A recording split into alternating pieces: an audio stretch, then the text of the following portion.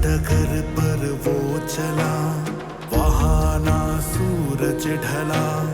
डर के ना अंधियारों से वो कभी टला। किला शत्रु का हो अभेद ना परवाह, है युद्ध कर्तव्य का है ये कुरुक्षेत्र। लेके हर लक्ष्य को वो साथ है चलता, निडर संतान है वो मातृभूमि का।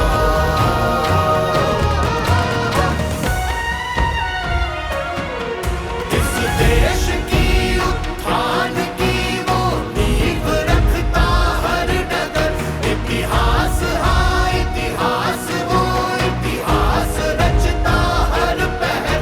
इस देश की उत्थान की वो नींव रखता हर डगर। इतिहास हाँ इतिहास, वो इतिहास रचता हर पहर। नरेंद्र भाई, ये नाम एक भरोसे का है, एक उम्मीद का है और एक गारंटी का भी है। 2014 के लोकसभा चुनाव में भारतीय जनता पार्टी को ऐतिहासिक जीत इसी नाम पर मिली। 2019 के चुनाव में भी इसी नाम का जादू चला। यही नहीं, बीते 10 सालों में जितने भी विधानसभा चुनाव हुए, बीजेपी की जीत के लिए यही नाम सबसे बड़ा फैक्टर साबित हुआ। नरेंद्र मोदी जीत की गारंटी बन गए। लेकिन क्यों? यह सवाल हमें उस तारीख पर लेकर जाता है जब नरेंद्र मोदी ने पहली बार प्रधानमंत्री पद की शपथ ली और इसके बाद शुरू हुई नरेंद्र मोदी की वो यात्रा जिसने भारत के इतिहास में बदलाव और बड़े फैसलों का नया अध्याय शुरू कर दिया। मैं नरेंद्र दामोदर दास मोदी चुनौती नई है, जिम्मेदारी बड़ी है, ईश्वर की शपथ लेता हूं कि लेकिन लोकतंत्र के विजय रथ का सारथी वही है। एक बार फिर उसने थामी है देश की कमान। सबसे बड़े महारथी के सामने है एक और इम्तिहान। नए संकल्प, एक नए लक्ष्य के साथ प्रधानमंत्री नरेंद्र मोदी के तीसरे कार्यकाल का आगाज हो चुका है और अब दुनिया भर की नजरें इस बात पर टिकी हैं कि पीएम मोदी की तीसरी पारी कैसी होगी। वो गठबंधन की सरकार का संतुलन कैसे साधेंगे, वो क्या बड़े फैसले लेंगे। तीसरे कार्यकाल में देश बड़े फैसलों का एक नया अध्याय लिखेगा और ये मोदी की गारंटी है। वादा विकसित भारत का है, इरादा भारत को विश्व गुरु बनाने का है और इस उम्मीद की कसौटी पर इसे परखा जाना है, वो प्रधानमंत्री मोदी है। जो 10 वर्ष हमने काम किया है वो तो ट्रेलर है और वो मेरा चुनावी वाक्य नहीं था, ये मेरा कमिटमेंट है। हमें और तेजी से और विस्तार से और तेज गति से देश के आकांक्षाओं को पूर्ण करने में रत्ती भर भी विलंब नहीं करना है। पार्टी की रणनीति हो या सरकार की जिम्मेदारी, विपक्ष के हमले हो या फिर बड़े निर्णायक फैसले, नरेंद्र मोदी चौतरफा दबाव में काम करना जानते हैं। 10 साल का मेरा अनुभव है, जो तय किया उसको हम करके रहे। इन 10 वर्षों में जिन लोगों ने पीएम मोदी के मार्गदर्शन में काम किया, जो उनके अहम फैसलों में शामिल रहे, उनके आदेशों को अंजाम पहुंचाया, उन सभी ने प्रधानमंत्री मोदी के जज्बे को, काम के जुनून को, उनके व्यक्तित्व को करीब से देखा और समझा।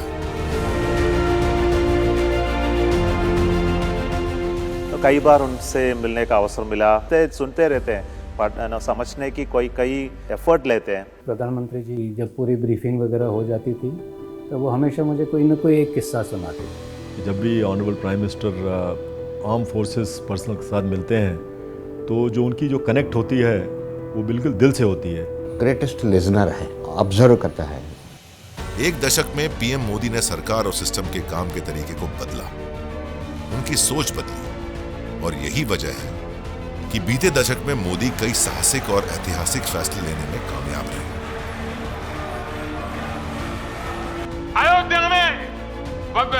मंदिर का निर्माण करके हमने 5 सदियों का इंतजार खत्म किया। 7 दशक बाद हमने करतारपुर साहिब राहदारी खोली है। 7 दशक के इंतजार बाद देश को आर्टिकल 370 से मुक्ति मिली है। लगभग 6 दशक बाद राजपथ कर्तव्य पथ के नए स्वरूप में सामने आया। 3 दशक बाद आखिरकार लोकसभा और विधानसभा में महिलाओं को आरक्षण मिला। 3 तलाक की बुराई के लिए विरुद्ध कड़ा कानून बनाने का साहस भी हमने दिखाया। दशकों से नए संसद भवन की जरूरत महसूस हो रही है, इसे हमने ही पूरा किया। हमने नेशनल वॉर मेमोरियल का निर्माण किया। सरदार पटेल को समर्पित स्टैच्यू ऑफ यूनिटी हमारे कार्यकाल में, और 21 जून को संयुक्त राष्ट्र इंटरनेशनल योगा डे भी हमारी ही सरकार के प्रयासों से घोषित। जिसके बारे में किसी ने सोचा नहीं, जो बरसों से हुआ नहीं, वो मोदी सरकार ने कर दिखाया। और बड़ी बात यह कि हर फैसले को तय वक्त और तारीख पर अंजाम दिया गया, खासकर ऐसे मौकों पर जब देश की सुरक्षा को दुश्मनों से चुनौती मिली। भारत ने दशकों तक आतंकवाद और दहशतगर्दी का जख्म झेला। देश की इस पीड़ा को नरेंद्र मोदी जानते थे। यह आक्रोश उस वक्त और भड़क उठा जब मोदी जी के प्रधानमंत्री बनने के 2 साल बाद ही पाकिस्तानी आतंकियों ने उरी में बड़ा हमला कर दिया। हमले में कई जवान शहीद हो गए, लेकिन पाकिस्तान को शायद इस बात का एहसास नहीं था कि वक्त बदल चुका है। भारत दुश्मन के हमले पर चुप नहीं बैठता। उरी में सेना के शिविर पर जैश ए मोहम्मद के हमले से देश गुस्से में था।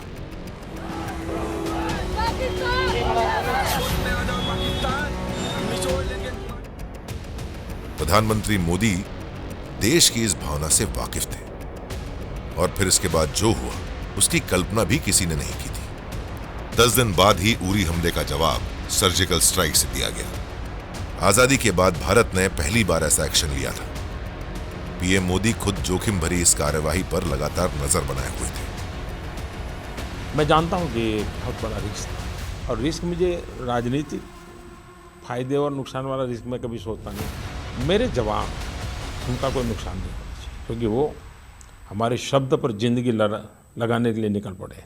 तो उसके लिए जो कुछ भी साधनों की ज़रूरत थी, उसको भी कुछ साधन भी जुटाए गए ताकि कोई तकलीफ ना हो। तो ट्रेनिंग बड़े स्पेशल तरीके से की गई, और वो भी सीक्रेसी मेंटेन करने, तो स्पेशल ट्रेनिंग की गई। प्रधानमंत्री मोदी का संदेश साफ था, आतंकी हमले पर भारत चुप नहीं बैठेगा। 14 फरवरी 2019 को पुलवामा में आतंकियों ने सीआरपीएफ के काफिले पर कायराना हमला किया, और उसी वक्त भारत ने जवाबी कार्रवाई की उल्टी गिनती शुरू कर दी। ये एक बहुत बड़ा टेररिस्ट इंसिडेंट था, बहुत ही बड़ा। तो एज इट इज इसका रिस्पांस क्या होगा, कई होगा, तो ग्राउंड प्रिपरेशंस, थिंकिंग बहुत रैपिडली इवॉल्व हो रही थी। पुलवामा अटैक के एक दिन बाद 15 तारीख को सुरक्षा मामलों पर कैबिनेट कमेटी की बैठक हुई। बैठक में भारत ने एक और बड़े प्रहार का फैसला लिया। लंबे मंथन के बाद प्रधानमंत्री मोदी ने वायुसेना को एयर स्ट्राइक की अनुमति दे दी। आई थिंक उस सिचुएशन में एयर पावर को यूज़ करके एयर स्ट्राइक करना डीप इनसाइड पाकिस्तान टेरिटरी, ये एक बहुत बड़ा और बहुत अहम फैसला था। ब्लूप्रिंट तैयार हुआ, और तय यह हुआ कि अब बालाकोट में मौजूद जैश ए मोहम्मद के ठिकानों को निशाना बनाया जाएगा। ये एक इतना ठोस कदम था कि एनिमी को समझ आए कि अब ये टेररिज्म एक्सेप्टेबल नहीं है, एंड इसके पीछे जो लोग हैं वो जहां भी होंगे उनको टारगेट किया जाएगा। उस रोज कश्मीर से लेकर पीओके तक का इलाका अचानक मिराज 2000 जेट की दहाड़ से थर्रा उठा।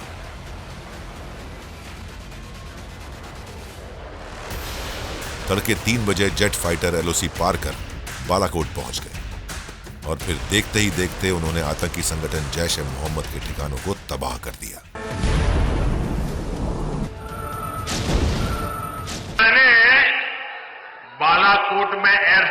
किया, चोरी छुपे के नहीं किया, एयर स्ट्राइक कर करके प्रेस कॉन्फ्रेंस करके बताया कि आज हमने ऐसा ऐसा किया है और दुश्मन का इतना इतना नुकसान किया है। बालाकोट एयर स्ट्राइक में 300 से ज्यादा आतंकी मार गिराए। भारतीय वायुसेना की इस कार्यवाही से पाकिस्तान को सबक मिल चुका था। 71 के बाद ये फर्स्ट टाइम था जब एयरफोर्स के एयरक्राफ्ट ने LOC क्रॉस करके कोई टारगेट हिट किया 71 के बाद। सो ये एक बहुत अहम फैसला था, बहुत स्ट्रांग फैसला था। स्ट्रांग इसलिए भी क्योंकि एयर पावर को जल्दी यूज़ नहीं करते। जब कारगिल हुआ था ना, दुश्मन के सैनिक हमारे एरियाज़ में बैठे हुए थे, हमने एयर पावर खाली अपने एरिया में यूज़ की, हमने LOC क्रॉस नहीं किया। तो इसलिए इसका महत्व और भी बढ़ जाता है। भारत अब दुश्मन को उसके घर में घुसकर मारता है और दुनिया को बताता भी है। ये बात पाकिस्तान को भी समझ में आ गई।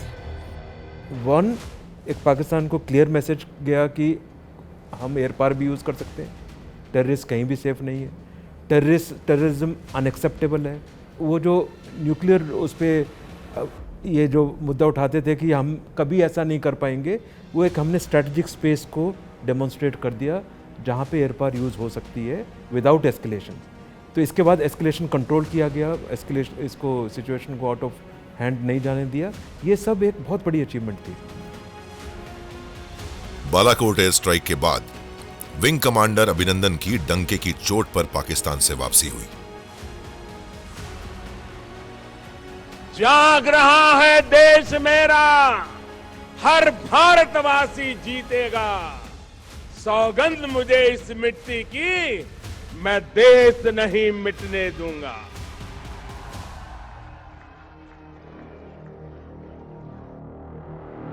भारतीय सेना के हर बड़े ऑपरेशन के पीछे पीएम मोदी की मजबूत इच्छा शक्ति रही। यही वजह है कि गलवान में भारतीय सेना ने चीन को करारा जवाब देने में देर नहीं की। वक्त रहते चीनी सेना को खदेड़ दिया गया। लाइन ऑफ एक्शन तो सबसे पहले यही था कि हम इस तरीके से हम ताकत दिखाएं कि PLA और चीन और कोई हरकत करने से पीछे हटे। जितना हो गया था गलवान में वो ठीक है, लेकिन उस किस्म के और किस्से ना हो और जगह पे वो हमें बैकफुट पर जाने पर मजबूर ना करें। पूर्व सेना प्रमुख मनोज नरवणे प्रधानमंत्री मोदी की कई बैठकों में शामिल रहे हैं। मोदी सैन्य मामलों में कितनी गहरी समझ रखते हैं, इस बात को नरवणे ने बेहद करीब से देखा और समझा है। जब पूरी ब्रीफिंग वगैरह हो जाती थी तो वो हमेशा मुझे कोई ना कोई एक किस्सा सुनाते थे अपने ज़िंदगी का या कुछ का। और फिर जब मैं वापस आता था तो मैं सोचता था कि इस किस्से क्यों सुनाए और इससे कोई सबक तो नहीं वो मुझे देना चाह रहे हैं इस तरीके से। सेना स्वदेशी हथियारों के दम पर आगे बढ़े, भारत रक्षा क्षेत्र में आत्मनिर्भर बने, मोदी सरकार ने इस बात पर खास जोर दिया। वो एक बार उन्होंने ये कहा कि जब वो चीफ मिनिस्टर थे तो गुजरात में पतंग का इंडस्ट्री तो है ही, काइट इंडस्ट्री। वो कह रहे थे कि उसका कागज़ कहीं बनता था, उसका गोंद कहीं से और आता था, उसका जो बांस होता है वो कहीं तीसरे जगह से। तो उन्होंने ये सोचा कि क्यों ना सारी चीज़ एक ही जगह बने। और फिर आके मैं सोच रहा था कि कहीं ये तो नहीं कि हमारे भी चीज़ें जो बन रहे हैं, गाड़ियाँ बनते हैं तो टायर कहीं से आ रहे हैं, इंजन कहीं से आ रहे हैं। तो मेरे ख्याल वो एक जड़ होगी डिफेंस कॉरिडोर्स की कि सारे इंडस्ट्री एक ही जगह में हो आसपास, जिससे कि प्रोडक्टिविटी बढ़ सकती है।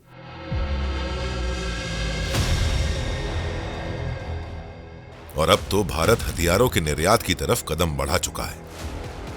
इस दिशा में शक्तिशाली सुपरसोनिक क्रूज मिसाइल ब्रह्मोस मील का पत्थर साबित हुआ।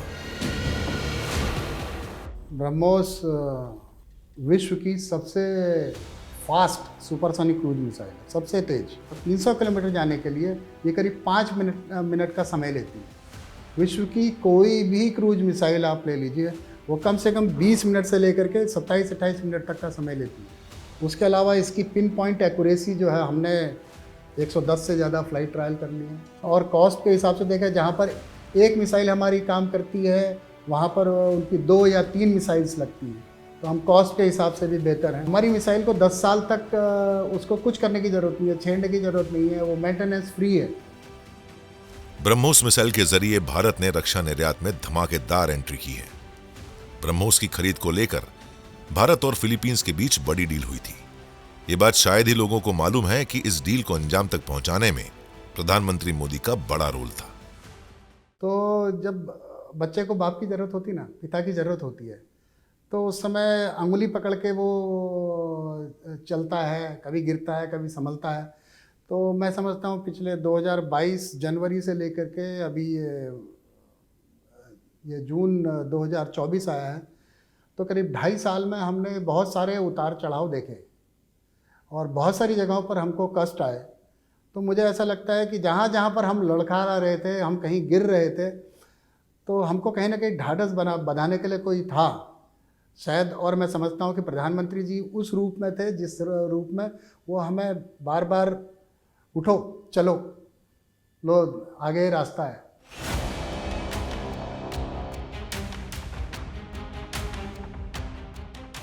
ब्रह्मोस की तरह राफेल भी भारतीय सेना के लिए गेम चेंजर साबित हुआ। पीएम मोदी ने वक्त की जरूरत को समझा और राफेल की डील को हरी झंडी दी। इंडियन गवर्नमेंट की विजिट थी, प्राइम मिनिस्टर मोदी की विजिट फ्रांस में थी, और ये ओपनिंग हुई कि गवर्नमेंट टू गवर्नमेंट एग्रीमेंट में 2 स्क्वाड्रंट्स को सीधा फ्लाईवे कंडीशन में लेने का नेगोशिएशन का जो डिसीजन हुआ, वो एक बहुत अगेन स्ट्रॉन्ग डिसीजन था, बहुत टाइमली डिसीजन था, एंड इंडियन एयरफोर्स के लिए तो बहुत ही ज़्यादा क्रिटिकल डिसीजन था। फिर ये गवर्नमेंट टू गवर्नमेंट जो नेगोशिएशन हुआ वो सक्सेसफुल हुआ। उसमें मुझे इसलिए पता है क्योंकि मैं उस टीम का लीडर था, एंड वो finally Rafale became a reality. 2 squadron Indian air force में इंडक्ट हुए। आप इसकी इम्पोर्टेंस ऐसे समझ सकते हैं कि अगर हमारे पास राफेल होता तो जब बालाकोट के बाद जब पाकिस्तान एयरफोर्स के एयरक्राफ्ट जब अटैक कर रहे थे, जब कॉम्बैट हुआ, जब अभिनंदन को इजेक्ट करना पड़ा, अगर हमारे पास राफेल होता है तो ये नौबत नहीं आती कि उस कॉम्बैट इस जोन में जाता कि हमारा किसी एयरक्राफ्ट को किसी को इजेक्ट करना पड़ता, क्योंकि हमारी मिसाइल की क्षमता उनसे ज़्यादा अच्छी होती और वो एयरक्राफ्ट हमारे पास नहीं आ सकते। ये बिल्कुल क्लियरली समझने की ज़रूरत है। ये इतना स्ट्रॉन्ग उसका इम्पैक्ट था इंडियन एयरफोर्स में।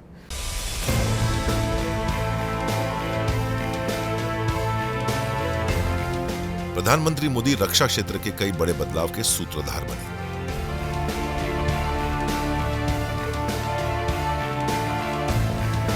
यदि लक्ष्य दुरंत है, यात्राएं दिगंत है, समंदर और चुनौतियां अनंत है, तो भारत का उत्तर है विक्रांत। सबसे बड़ी बात यह है कि उन्होंने देश की रक्षा में जुटे जवान और अफसरों से एक नाता कायम किया है। दिन मेरे को अच्छी तरह याद है अभी भी कि मेरी माताजी, मेरी धर्मपत्नी और मेरा बेटा मेरे साथ गए थे और हम लोग चाय पी रहे थे और एकदम से प्राइम मिनिस्टर जी आए और हमसे हाथ मिलाया, मुबारकबाद दी और फिर हमारी माताजी की तरफ देखा और पूछा कि माताजी, उनको पहले प्रणाम किया और फिर बोले कि माताजी कहाँ रहती हैं, और उन्होंने तकरीबन 2 मिनट समय बिताया, पूछा कैसी हैं, आपकी हेल्थ कैसी है। तो वो तो बहुत ही लेसन इन लीडरशिप था, ह्यूमननेस था, काइंडनेस, कि किस तरह से एक आम आदमी के साथ जुड़ना। और अभी भी हमारी माताजी उस बात को भूल नहीं पाई हैं। पीएम मोदी के आत्मनिर्भर भारत मंत्र को भारतीय नौसेना ने भी अपनाया है। ये पीएम मोदी का ही एक विजन है कि इंडियन नेवी की धमक पूरी दुनिया में सुनाई दे रही है। I am the Indian Navy. भारतीय नौसेना आत्मनिर्भरता को पूरी तरह से एक अपना गुरु मंत्र मानती है, specially after the clarion call given by honourable prime minister. इस पे हम और ज़्यादा जुड़ गए हैं और आज अगर मैं आपको बताऊं कि हमारे 66 वॉरशिप्स बिग एंड स्मॉल अगर अंडर कंस्ट्रक्शन है, उसमें 64 भारतीय शिपयार्ड में बन रहे हों, चाहे वो प्राइवेट हो, चाहे वो DPSU शिपयार्ड्स हों। देश के दुश्मनों के दिल में डर हो, ये जरूरी है। नरेंद्र मोदी के साहसिक और ऐतिहासिक फैसलों से चीन और पाकिस्तान के दिल में यह डर बैठ चुका है, क्योंकि भारत ने धरती और आसमान में ही नहीं बल्कि अंतरिक्ष में भी उन्हें सबक सिखाने की तैयारी कर ली है। साल 2017 की बात है। दिल्ली में डिफेंस से जुड़ी एक अति गोपनीय बैठक हुई। इस बैठक में प्रधानमंत्री नरेंद्र मोदी, राष्ट्रीय सुरक्षा सलाहकार अजीत डोभाल के अलावा सिर्फ एक शख्स मौजूद थे, DRDO के प्रमुख GS रेड्डी। ये तीनों एक बेहद ही संवेदनशील ऑपरेशन पर बात करने जुटे थे। भारत को एंटी सैटेलाइट मिसाइल का परीक्षण करना था, जिसे नाम दिया गया मिशन शक्ति।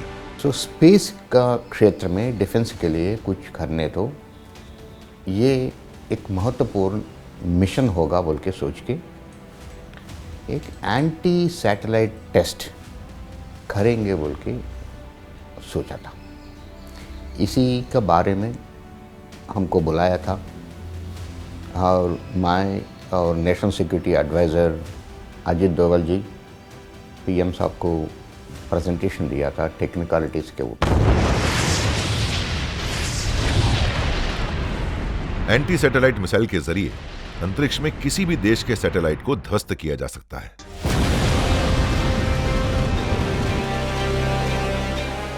आज तक किसी भी युद्ध में इस तरह के हथियारों का उपयोग नहीं किया गया है। एंटी सैटेलाइट मिसाइल परीक्षण परमाणु परीक्षण की तरह ही बेहद संवेदनशील था। इसे परमाणु परीक्षण की तरह ही बेहद गोपनीय रखा गया। प्रधानमंत्री खुद GS रेड्डी से एंटी सैटेलाइट मिसाइल से जुड़ी हर जानकारी ले रहे थे। PM साहब बहुत शार्प है। ये पूरा जो टेक्निकल एस्पेक्ट्स है टॉप लेवल में क्विकली अंडरस्टूड एंड सेड ये स्पेस में ऐसा करने तो डिब्रिज का क्या होगा, और बताया था ये टेस्ट आपने ऐसा डिज़ाइन करना है, डिब्रीज मिनिमम होना है, स्पेस में और कुछ नुकसान ना होना है, और किसी से स्पेस एसेट्स को कुछ ना होना है, और जो डिब्रीज होता है वो भी मिनिमम टाइम पीरियड में ये डिके होना है। सब कुछ योजना के मुताबिक हुआ।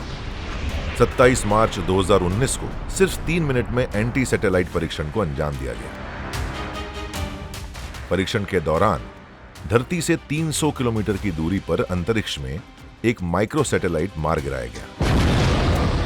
भारत ने आज अपना नाम स्पेस पावर के रूप में दर्ज करा दिया है। अब तक दुनिया के 3 देश अमेरिका, रूस और चीन को यह उपलब्धि हासिल थी। अब भारत चौथा देश है जिसने आज यह सिद्धि प्राप्त की है। मिशन शक्ति यह अत्यंत कठिन ऑपरेशन था। दुनिया में ऐसा वाला मिशन कम से कम डिज़ाइन से डेवलप करके टेस्ट करने में 4-5 साल मिनिमम लगता है, लेकिन साइंटिस्ट का कैपेबिलिटीज़ देख के 2 साल के अंदर करना है बोल के बताए थे। मैं ये मानता हूँ ये साइंटिस्ट के लिए एक मोटिवेशन फैक्टर है, क्योंकि देश का नेता साइंटिस्ट में इतना कॉन्फिडेंस दिखाया। जो बरसों से नहीं हुआ वो मोदी सरकार में हुआ।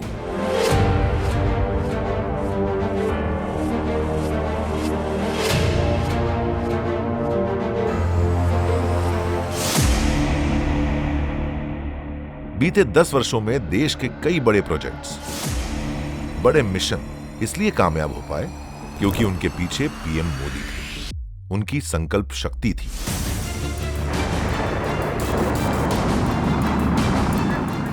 चंद्रयान 3 की सफलता ने तो नया इतिहास रच दिया। 3 के उत्थापन के साथ ही हमारे अंतरिक्ष यान चंद्रयान 3 की चंद्रमा की यात्रा प्रारंभ हो चुकी है। चंद्रयान ने 3 लाख किलोमीटर का फासला तय किया और तय अनुमान के मुताबिक चांद की सतह पर उतरने में कामयाब भी रहा। जी हाँ, आप अपनी स्क्रीन पे देख सकते हैं कि हम lander module. People are applauding. Hindi में एक कहावत है कि चंदा मामा दूर के, लेकिन अब हम ये कह सकते हैं कि चंदा मामा अपने घर घर। मिशन चंद्रयान की सफलता से भारत के इतिहास में गौरव का एक स्वर्णिम अध्याय जुड़ गया। We have achieved soft landing on the moon. India is on the moon. ISRO chairman Somnath के लिए ये बड़ी बात थी कि इस प्रोजेक्ट को लेकर पीएम मोदी लगातार उनका हौसला बढ़ाते रहे। हमने धरती पर संकल्प लिया और चांद पर उसे साकार किया।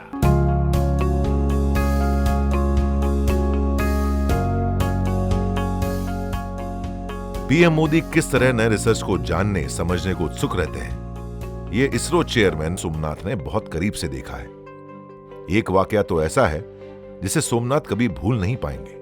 एक बार मुझे तबीयत अच्छा नहीं था, उसी समय डिटेक्ट किया था हमारा कैंसर। एक मीटिंग में मैं उनके पीएम रेसिडेंस में था, मैं वहाँ गया।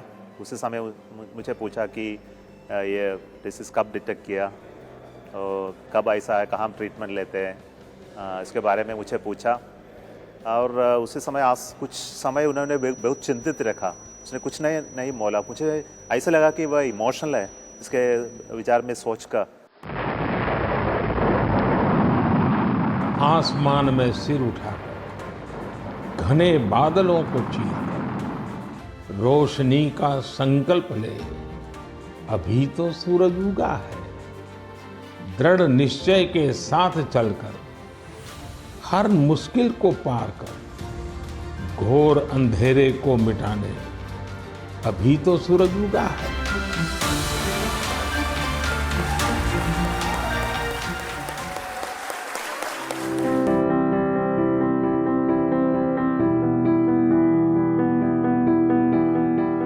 उम्मीदों का सूरज कश्मीर में भी उगा। कश्मीर को आर्टिकल 370 से आजाद करना एक बड़ी चुनौती थी। ये वही कश्मीर है जिसकी जमीन पर तिरंगा लहराने के लिए मोदी एकता यात्रा के सारथी बने थे। कश्मीर से आतंकवाद और आर्टिकल 370 का खात्मा दशकों से एक बड़ा मुद्दा रहा, लेकिन नरेंद्र मोदी ने इसे अंजाम तक पहुंचाया। कश्मीर आर्टिकल 370 से मुक्त हुआ तो बदलाव की नई शुरुआत हुई।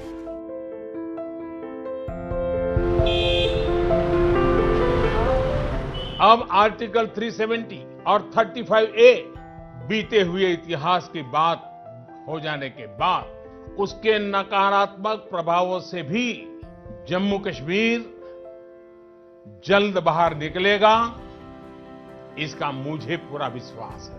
मैं नरेंद्र दामोदर दास मोदी। नरेंद्र मोदी देशवासियों की जिन उम्मीदों के साथ प्रधानमंत्री बने, बीते एक दशक में हर हिंदुस्तानी ने उसे आकार लेते देखा। अब बारी नरेंद्र मोदी के एक बड़े संकल्प सिद्धि की थी। हमारे राम आ गए। नरेंद्र मोदी संघ के दिनों से ही राम मंदिर आंदोलन से जुड़े रहे। उन्होंने खुद देखा था कि किस तरह राम मंदिर के लिए लोग अपनी जान भी निछावर करने को तैयार हैं। राम भारत की आस्था है, राम भारत का आधार है, राम भारत का विचार है, राम भारत का विधान। अहमदाबाद में भारतीय जनता पार्टी कार्यालय से जुड़े रमेश भाई जोशी उर्फ तलाड़ी काका ने तो अनोखा प्रण लिया था। तलाड़ी काका ने यह प्रण लिया हुआ था कि जब तक राम मंदिर बनेगा नहीं तब तक मैं मौन व्रत धारण करूंगा।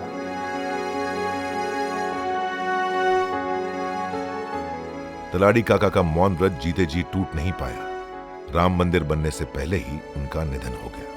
तलाड़ी साहब के निधन के बाद नरेंद्र भाई और मेरे आदरणीय काकू भाई साहब यहाँ आए थे। उन्होंने बोला कि तलाटी जी का विसर्जन करने के लिए, अस्थि विसर्जन करने के हिम्मत भाई तुम और अशोक भाई जाके आओ। तो हम दोनों चाणोद नर्मदा नदी के तट पे इनका अस्थि विसर्जन करने की जवाबदारी हम दोनों को दी हुई थी।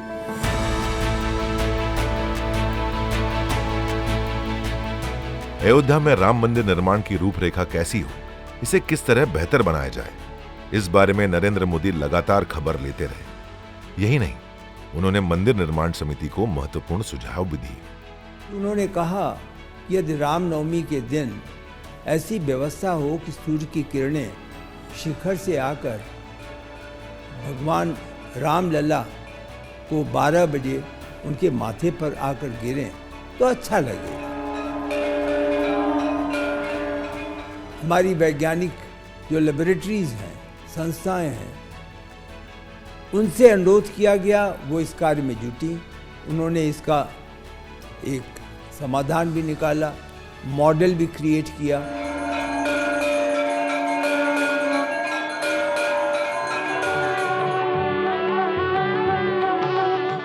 अयोध्या और राम मंदिर हिंदू जनमानस का हिस्सा है। हिंदू आस्था का ये चिंतन नरेंद्र मोदी के व्यक्तित्व में भी दिखता है। राम मंदिर के उद्घाटन और रामलला की प्राण प्रतिष्ठा के समय नरेंद्र मोदी परम भक्ति के भाव में डूबे दिखे। ये महायति का चिंतन है। जिस भावना के साथ वो राम मंदिर की प्राण प्रतिष्ठा में उसको मुकुट को लिए धीरे धीरे कर चल रहे थे, 500 बरस के इतिहास को 84 सेकंड में समेटकर इस देश की प्राण प्रतिष्ठा संस्कृति की दोबारा कर दी। और उसके बाद उन्होंने जो भाषण कहा उसमें 2-3 वाक्य ऐसे थे जो सबको गले को छू गए। सदियों की प्रतीक्षा के बाद हमारे राम आ गए। When India grows, the world grows. When India reforms, the world transforms. प्रधानमंत्री नरेंद्र मोदी ने 2021 में संयुक्त राष्ट्र महासभा में ये कहा था। ये बात गहरी थी और ये दुनिया के लिए बड़ा संदेश था। एक समय दुनिया के कई मुल्क मदद के लिए पश्चिम के विकसित देशों की तरफ देखते थे, लेकिन उम्मीदों की वही निगाहें अब हिंदुस्तान की तरफ उठती हैं। एक वक्त भारत को मदद लेने वाला देश कहा जाता था, अब भारत मदद देने वाला देश बन चुका है। भारत की भूमिका बड़ी होती जा रही है और नरेंद्र मोदी एक ग्लोबल लीडर के तौर पर उभरे।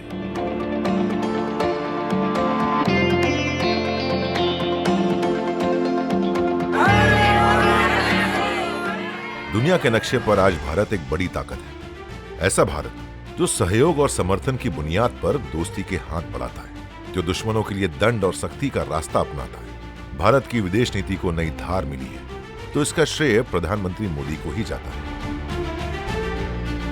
मोदी दुनिया की हर घटना पर खुद पैनी नजर रखते हैं और बात जब किसी बड़े फैसले से जुड़ी हो तो वो आधी रात को भी विदेश मंत्री को कॉल करने से नहीं चूकते। My phone rang and this time it was the Prime Minister. Okay. And I mean, obviously he assumed I would recognize him rightly. And so his first question was, "Jage ho?" I said, "Haan sir, like, you know, I mean, it's 12:30, what else could I be doing other than being awake? Because in his life that is probably natural." He said, "अच्छा, TV देख रहे हो?" I said, "TV देख रहे हो." तो क्या हो रहा है वहाँ? So because he assumed that's exactly what I'd be doing. I said, "नहीं सर, वो अभी अटैक चल रहा है." ये प्रधानमंत्री मोदी का ही विजन था कि भारत ने एक तरफ अमेरिका से रिश्ते बेहतर किए और दूसरी ओर रूस से अपना पुराना नाता जोड़े रखा। बीते 10 साल में मिडिल ईस्ट के इस्लामी देशों के साथ भी भारत का संबंध गहरा हुआ।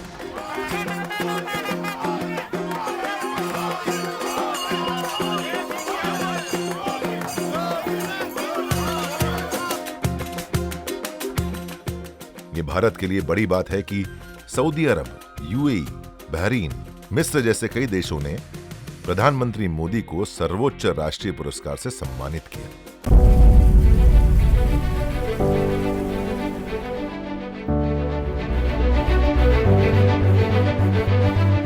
आज G20 के प्रेसिडेंट के तौर पर भारत पूरी दुनिया का आह्वान करता है कि हम मिलकर सबसे पहले इस ग्लोबल ट्रस्ट डेफिसिट को एक विश्वास, एक भरोसे में बदले। प्रधानमंत्री ग्लोबल लीडर के तौर पर उभरे हैं।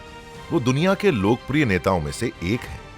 G20 सम्मेलन में विश्व की बड़ी हस्तियों के बीच मोदी का मैजिक साफ दिखाई दे रहा था। सबका साथ की भावना से ही भारत ने प्रस्ताव रखा था कि अफ्रीकन यूनियन को G20 की स्थायी सदस्यता दी जाए।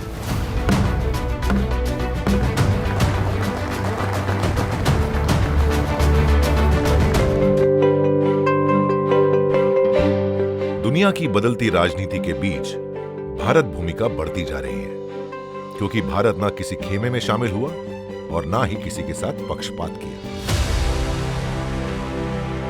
रूस यूक्रेन युद्ध हो या फिर इजराइल हमास की जंग, हर जगह भारतीय कूटनीति का संतुलन दिखा और इसलिए विश्व के ताकतवर नेता पीएम मोदी की बात को गौर से सुनते हैं, उस पर विचार करते हैं। आज का युग युद्ध का है नहीं, और हमने फोन पर भी कई बार आपसे इस विषय में बात की है। आने वाले दिनों में शांति के रास्ते पर हम कैसे बढ़ सके, उसके विषय में जरूर आज हमें चर्चा करने का मौका मिलेगा। Prime Minister Modi is the boss. विश्व के बड़े मंचों पर भारत की धाक बढ़ने लगी।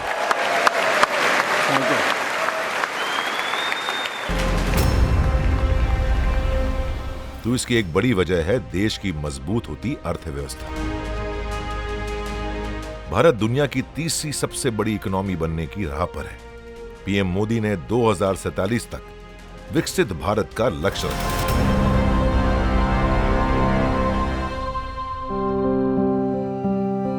कोविड महामारी के समय जब कई देश बेबस असहाय नजर आ रहे थे, ऐसे कठिन वक्त में प्रधानमंत्री मोदी ने करोड़ों हिंदुस्तानियों को उनकी शक्ति का एहसास कराया। भारत एक बड़ी अग्नि परीक्षा में सफल रहा। संजीव कुमार जोशी उन दिनों डीआरडीओ में थे। कोविड के दौरान पीएम मोदी ने डीआरडीओ को बड़ी जिम्मेदारी दी थी। जब वो मीटिंग्स लेते थे, कौन सा वेंटिलेटर के लिए कौन सा पार्ट, शुरुआत में तो हम लोग बाहर से, यूरोप से या कई कंट्रीज से हम उसके पार्ट्स भी मंगाते थे। तो उस समय कौन सी एम्बेसी से संपर्क करना है, क्या करना है, पहली मीटिंग के बाद दूसरी मीटिंग में उनको याद रहता था कि ये अच्छा, ये इस एम्बेसी से आपने संपर्क किया, क्या हुआ, तो उनको हर अपडेट याद रहता था। तो मैं समझता हूँ कि जिस तरीके से वो उस समय हर एक चीज़ को बहुत माइक्रो मैनेजमेंट कर रहे थे, शायद यही एक कारण है जिसके कारण हम कोविड जैसी महामारी से निकल पाए। 10 सालों में नरेंद्र मोदी की छवि ऐसे प्रधानमंत्री की बनी है जो हर किसी के दुख दर्द को समझता है, जनता से मन की बात करता है और मुश्किल वक्त में साथ भी खड़ा होता है। दाल चावल सब्जी पकाए हैं, आपके लिए चाय बनाए हैं। चाय बनाए तो पिलाओ ना फिर। 2 साल पहले आई सफर्ड ए स्ट्रोक, मेरा स्टेंट लगा। ये सारे पता चल गया प्रधानमंत्री जी को, सारे हमारे ऑनरेबल स्पीकर को, सबको। पर फोन पहले आया प्रधानमंत्री जी का मेरे बेटे के पास, और मेरा बेटा कहता है कि जिस तरह ताऊ जी एडमोनिश करते हैं बच्चे को, उस हिसाब से उन्होंने एडमोनिश किया।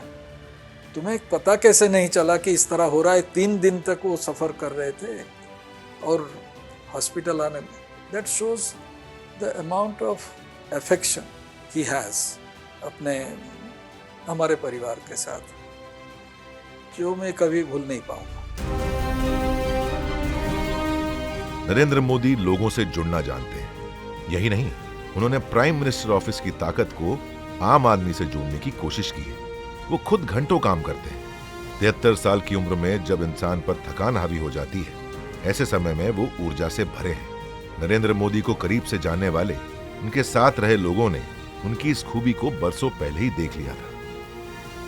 वो जानते हैं कि नरेंद्र भाई न कभी थकेंगे और ना ही रिटायर होंगे। नरेंद्र भाई को युवा लड़के जैसा जोश है, तो मैं तो योग करने वाला मानस हूँ, कसरत करने वाला मानस हूँ, એટલે मेरा शरीर तंदुरुस्त है। I am tired and retired means I am tired इसलिए रिटायर हो रहा हूँ, ऐसा नहीं। और उन्होंने 2-3 बातें तय कर रखी। वो एक कर रहे कि भारत को विश्व की 3 बड़ी अर्थव्यवस्थाओं में लाएंगे। एक, वो तय कर रहा है भारत को आत्मनिर्भर राष्ट्र बने। उन्होंने तय कर रखा है कि भारत को परम वैभव के शिखर पर पहुंचाएंगे, और जब तक ये तीनों काम पूरे नहीं होंगे तब तक वो भारत का नेतृत्व कर सकते हैं।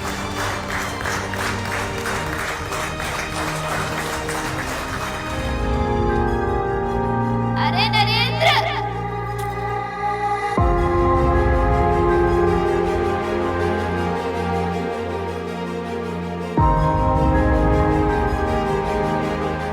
वडनगर के गांव से दिल्ली तक,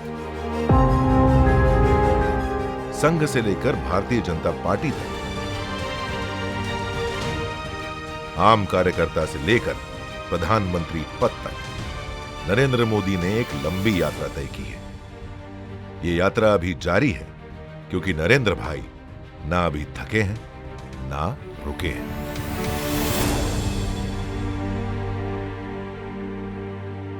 नरेंद्र मोदी की यात्रा सिर्फ एक राजनेता की नहीं, ये यात्रा उस इंसान की भी है जो सारी उम्र चुनौतियों से लड़ता रहा, संघर्ष करता रहा, लेकिन खुद के लिए नहीं, समाज और देश के लिए। ऐसे ही लोगों से इतिहास बनता है, ऐसे ही लोग इतिहास रचते भी हैं। नरेंद्र भाई सीरीज में हमने सिर्फ यही दिखाने की कोशिश की है। ये सीरीज आपको कैसी लगी जरूर बताइएगा। फिलहाल मुझे यानी शरद केलकर को अनुमति दें। नमस्कार।